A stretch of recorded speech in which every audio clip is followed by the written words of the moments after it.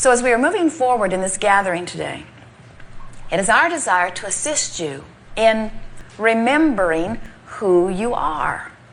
We want you to reclaim that stable footing of remembering the powerful, creative genius who loves and is loved that you are.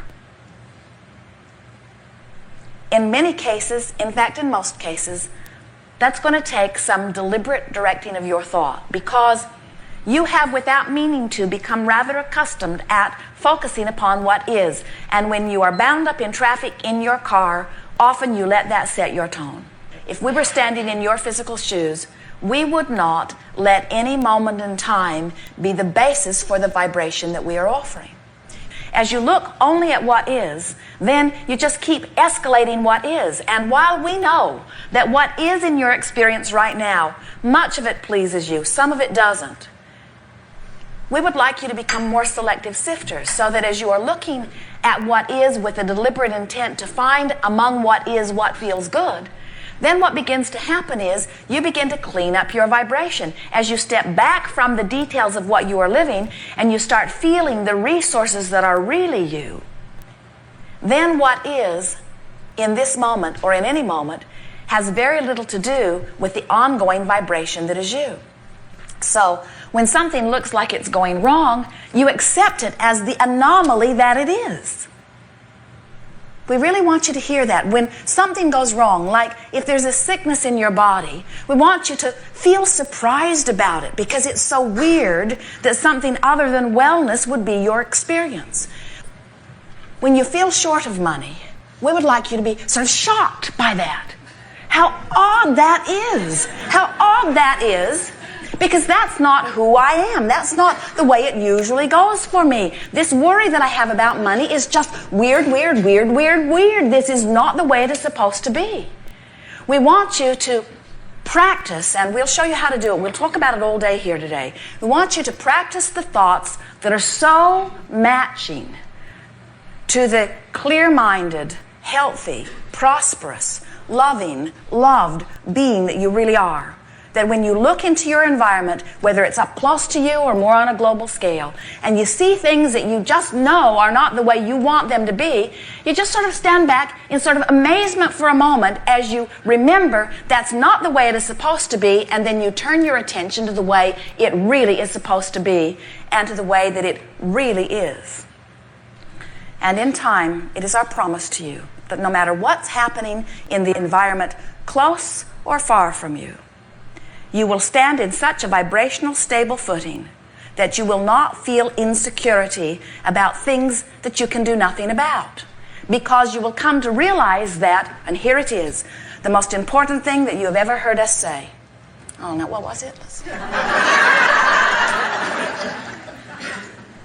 The things that you can do nothing about have nothing to do with you.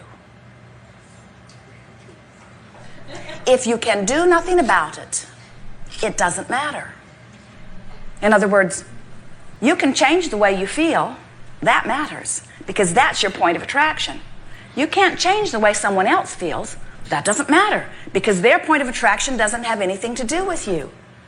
You can change what you do, what you say, what you think. That has a great deal to do with you, because that's your vibration. That's your point of attraction. You can't change what somebody else thinks, but that doesn't matter, because that doesn't have anything to do with you. As physical friends who have been looking so much into the environment, to the reality of that which is, you let way, way, way too much of your vibrational countenance come as a reflection of what you are observing in your environment. And what we are wanting to help you to discover is you want to be aware of the vibration that you're offering, which means you want to be aware of the way you are feeling, and you want to be in control of the vibration that you are offering, which means you want to be in control of the way that you are feeling, but you will never be in control of the way others are feeling. You will never be in control of their vibration, and it does not matter, because that's their point of attraction, not your point of attraction. So then you say, well, Abraham, I sort of get that. I've been playing with this enough. I get it that when I think thoughts that feel good and I get into this vibration of connection, that my life goes better. And it goes better and better and better and better. I know that. I've been showing myself that. But I'm a teacher. I'm an uplifter. I want others to be uplifted too. And I feel bad for them when they are not. And we say, don't get carried away with your empathizing with where someone else is. Because if you do, you will don the vibration that is theirs, and then you will suffer as they suffer. And you say, but isn't there some sort of value in that? Isn't that what a real friend does? And we say a real friend stays connected to source so that you have something to give to someone else. And you say, but when I feel really, really good, it doesn't seem right that there are others that are suffering or hurting or confused. And we say, you cannot get sick enough to help sick get well. You cannot get poor enough to help poor become prosperous. You cannot get confused enough to help confused have clarity. You only join them in the disconnection.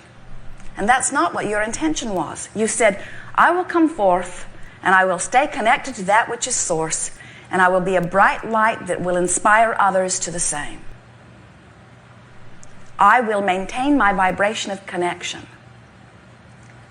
So, what is the vibration of connection? Well, that's this allowing thing that we've been talking about. That's allowing myself to be connected to source no matter what. That's allowing myself to stay in vibrational harmony with who I really am. The art of allowing is finding a vibration that feels so good when I find it and feels better and better as I maintain it, and gives me evidence of that connection through thriving. The immediate response of that connection is joy in the moment. The long-range evidence is abundance in all things that I consider to be good, like health and relationship and dollars. The art of allowing can sometimes be more easily heard by the path of least resistance. It's the same thing. Because here I am, an extension, a physical extension of source energy. And in any moment, which is where all of my power is, as you stand in your now, that's where all of your power is. Your power to allow your connection, or your power to pinch it off. Your power to feel joy, or your power to feel pain. So as you stand here in this powerful moment, making choices one by one, the better feeling thought, the better feeling thought, the better feeling thought, you are choosing the path of most allowance, but you could say you are choosing the path of least resistance. So these paths, are they paths that everyone needs to follow? Well, first we have to say to you that it would never be one path. The path of least resistance is the path that for you right now feels the best, which means it's the path that allows you the greatest connection with who you really are. So let's say that you've been fussing with your partner that you are driving in the car with. And what it feels to you like is at stake here is the validity of who is the wisest one. So the path of least resistance for you might feel like you would like the other one to be wrong. Might feel pretty good. I'll go the way he wants to go. And when we're lost, then he'll know. Then there will be evidence who was the smartest one. So what we want to discuss with you is why that feels good, because you got to admit it does. It sort of feels better to be the one who's right. If the question is, am I right or wrong, which feels better? Which feels better? I'm right or I'm wrong? I'm right. Which feels better? I'm right and he's wrong, or he's right and I'm wrong? Which feels better? I'm right, he's wrong. Which feels better? We're both right. Feels better, but can't possibly be. We disagree. How can we both be right? And it matters to me that I'm right. It matters to me that I'm right because I want to be right. I've practiced wanting to be right for a really long time. And so it seems right that it seems much more important than that I be right than that we get to where we're wanting to go. I'd rather get lost and be late than for him to be right. So what's screwy with all of this? In other words, if Abraham, you say, follow the path of least resistance, which means find the feeling that feels the best. And I got to tell you, it feels a lot better for us to get lost going his way and for my way to be the right way. And we say, we think that you might want to step back a little bit from the immediacy of this desire and see if there is another desire in there somewhere that you could find vibrational resonance with. Like, do you prefer to see value in your partner, or would you like your partner to have no value?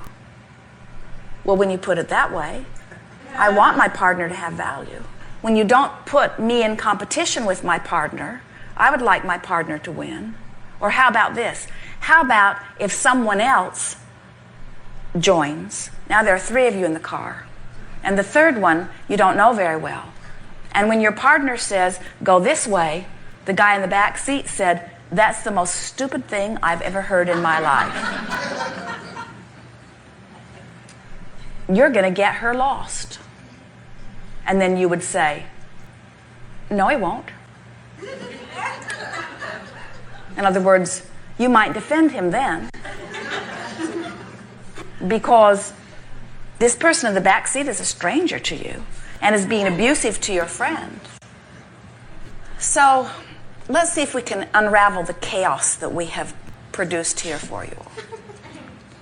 What we are getting at here is if you are trying to sort out the rightness and the wrongness of this and that and the other, trying to find the path of least resistance by just following what feels best in the moment without doing any real preparation of connecting to who you are first, then you're not going to be able to tell the path of least resistance from the path of most annoyance. In other words, you get out there on this sort of petty, insignificant edge where one thing feels about as bad as another, and you come away from it feeling like you have no true guidance. And then that's what makes you want to join together in groups, where the group that has the loudest voice is the group that you feel must be the most right, so that's the group you try to follow. What we're wanting to help you to rediscover as you are reaching for this art of allowing and this path of least resistance is we want you to first connect with the guidance that comes forth from within you.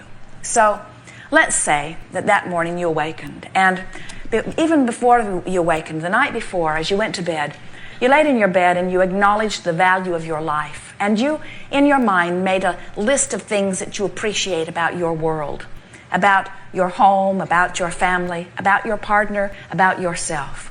And you went to sleep in this soothing vibration of well-being where you just activated within yourself on purpose things that made you feel good. So your inner being joined you fully before you drifted off into slumber.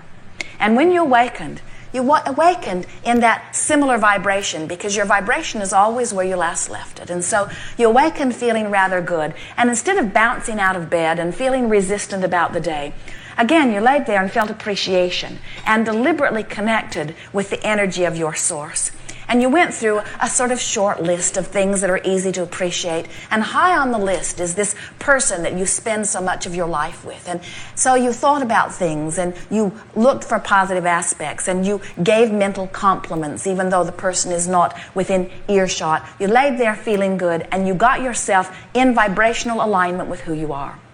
And then, as you moved into your day, your timing was particularly good. And as you got into your automobile and you made your motion into traffic, you found the traffic to be like it usually is. In other words, it didn't evaporate. There was no miraculous missing traffic. But the traffic that was there seemed to be flowing, and your entrance into it was good, and you felt very good. You feel good about life. You feel good about where you're going. You feel good about your mate. And you say, I think I will go this way today. And your mate says, oh, really? You know, I was thinking maybe we should go this way.